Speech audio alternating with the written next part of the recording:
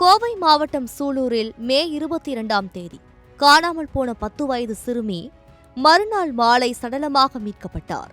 பிரேத பரிசோதனை செய்ததில் சிறுமி பாலியல் வன்கொடுமை செய்யப்பட்டது தெரியவந்தது. தமிழ்நாடு முழுவதும் இந்த சம்பவம் பெரும் அதிர்ச்சியை ஏற்படுத்தியிருக்கிறது. இந்த கொலை சம்பவம் தொடர்பாக கார்த்தி, மோகன்ராஜ் என இருவர் கைது செய்யப்பட்டிருக்கின்றனர். கார்த்தி கைகால் முறிவு காரணமாக மருத்துவமனையில் சிகிச்சைக்காக அனுமதிக்கப்பட்டுள்ளார். மோகன்ராஜ் நீதிமன்ற காவலில் வைக்கப்பட்டுள்ளார். குற்றவாளிகள் இருவருக்கும் அதிகபட்ச தண்டனை கிடைக்க வேண்டும் என பொதுமக்கள் தொடர்ச்சியாக சமூக வலைதளங்களில் கோரிக்கை விடுத்து வருகின்றனர். இந்த நிலையில் சிறுமியின் கொலை தொடர்பாக அடுத்தடுத்து வீடியோக்களை வெளியிட்டு பெண் ஒருவர் புயலை கிளப்பியிருக்கிறார். இது தொடர்பாக அவர் வெளியிட்ட முதல் வீடியோவில் சிறுமியின் தாயார் மீது குற்றம் சாட்டியிருந்தார். இது சமூக வலைதளங்களில் மிகுந்த வைரலான நிலையில் தற்போது மீண்டும் ஒரு வீடியோவை வெளியிட்டுள்ளார். அதில் சிறுமிக்கு நிதி கிடைக்கவில்லை என்றாலும் நீதி கிடைக்க வேண்டும் என கேட்டுக் கொண்டிருக்கிறார். இதை பார்த்த பலரும் இவர் என்ன மாறி மாறி பேசுகிறார் என்று கேள்வி எழுப்பி வருகின்றனர். எல்லாருக்கும் வணக்கம் சார். எல்லா பேட்டி நியூஸ்ல எல்லாத்துக்குமே கொடுக்குறாங்க, சரிங்களா? கரெக்டா விசாரிச்சிங்களா? விசாரிச்சுட்டு அதுக்கு தகுந்த மாதிரி எதுக்கு போராட்டம் பண்ணாங்க? குழந்தைக்கு நியாயம் கிடைக்கும். எந்த குழந்தைக்குமே இனிமேல் இந்த மாதிரி நடக்க கூடாது. அதாவது என்னமோ சொன்ன மாதிரி நீதி கேட்டுட்டு எல்லாம் போராடுறதுக்கு உட்கார்ந்துருக்காங்க. அவங்க இந்த பணத்துக்கு அதுக்கு இதுக்குன்னு சொல்லி பேட்டி கொடுத்துட்டு இருக்காங்க. அந்த பொண்ணை விசாரிச்சிங்களா? அந்த பொண்ணு எந்த நிலைமையில இருந்தான்னு உங்களுக்கு தெரியுமா? அந்த பொண்ணு தொலைஞ்சு போய் 5 மணிக்கு தொலைஞ்சு போனது. அந்த பொண்ணுக்கே தெரியாது. அவங்க அம்மா அந்த அளவுக்கு போதையில இருந்தாங்க. நாங்க போய் எழுப்பணும், எந்திரிக்கவே கிடையாது. காலையில தான் அந்த பொண்ணுக்கே தெரியும். இது ஓப்பனாவே நான் சொல்றேன். அந்த பொண்ணு தொலைஞ்சு போனதே தெரியாது. நாங்க போய் பொண்ணு காணாம போச்சு பவி எந்திரினா அந்த அளவுக்கு தான் அந்த பொண்ணு இருந்தா. ஆனா போலீஸ்காரங்க சல்லடை போட்டு தேடினாங்க. 12:30 இருந்து எல்லாருமே தேடினாங்க, கிடைக்கல. அவங்க அப்பா ஒரு ஷாப்ல வேலையை விட்டு 7 மணி அளவில் தான் அவரு அங்கேயும் தேடிட்டு அப்புறம் கம்ப்ளைண்ட் கொடுத்தாரு. இதுதான் உண்மை. அதாவது ஒருத்தவங்க கூட தெரியாம அந்த பொண்ணு போக கிடையாது. முட்டாய் வாங்கி கொடுத்தான், அது வாங்கி கொடுத்தான், அதெல்லாம் உண்மை கிடையாது. அவங்க அம்மாவுக்கு பழக்கப்பட்டிருக்கு. அந்த பொண்ணு வந்திருக்காங்க, போயிருக்காங்க, பழகிருக்காங்க. அந்த ஆளுதான் வாங்கி கொடுத்துருக்கான்.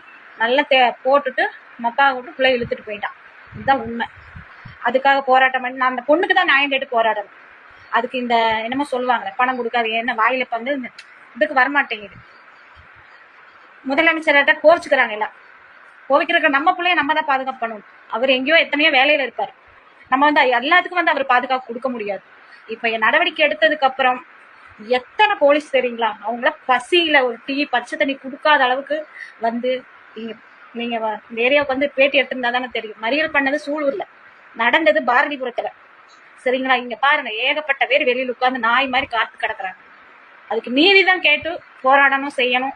என் பிள்ளைக்கு தக்க தகுமானது அது இதுன்னு சொல்லி இந்த பண உதவி சார் முதலமைச்சர் ஐயா உதவி செய்யக்கூடாது. அந்த லேடியை நீங்க விசாரிக்கணும். எந்த ஒரு தாய் ஒரு பொண்ணு ஒரு 10 நிமிஷம் காணாம போனாலே நம்ம வீட்டுக்குள்ள உட்கார முடியாது. இந்த பொண்ணுக்கு காலையில தான் தெரியும். தெரியற அளவுக்கு அந்த பொண்ணு அந்த நிலைமையில இல்ல. அவங்க வீட்டுக்காருக்கும் ஒண்ணுமே தெரியாது, பாவம். எல்லாரும் என்னமோ சொல்றாங்க, கடத்திட்டு போயிட்டாங்க. போனதெல்லாம் உண்மைதான். ஆனா பெத்த தாய் என்ன பண்ணி இருக்கணும்? தேடி இருக்கணும்ல. ஏன் அந்த அம்மாவை ஏன் எங்க போச்சு? தேடாம எங்க போச்சு? பிள்ளை விட்டுட்டு ஏன் அந்த அம்மா பேட்டி எடுக்கையில என்னமோ சொன்ன மாதிரி நீ எங்கம்மா போன இப்பதான் முட்டாய் வாங்க தெரியாத ஆள் கூட பொண்ணு போகுங்களா? சொல்லுங்க பாக்கலாம். அவ்வளவு ஆதங்கமா இருக்கு. இந்த ஊரே பாத்தீங்கன்னா நேத்துல இருந்து பச்சை தண்ணி இல்லாம இருக்காங்க.